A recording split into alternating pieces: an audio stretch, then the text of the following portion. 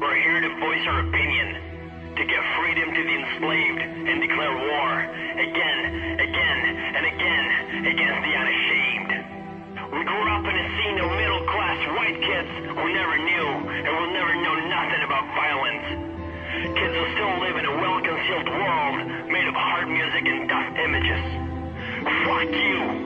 Fuck your web hatred, your MySpace fights and your shallow values.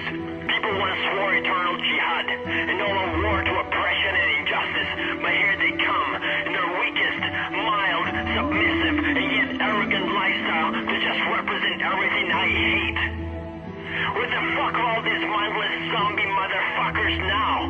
I hold these people in contempt. People with no self-respect should suffocate. People who turn their back onto the struggle for human and animal liberation should suffocate. Who won't held high flag should all suffocate. People who just can't see how negative their influence is on the youth and our environment should all suffocate. We have the power of starting a very wild domino effect. We have to be the living examples that compassion and justice can still have a strong voice against mother culture.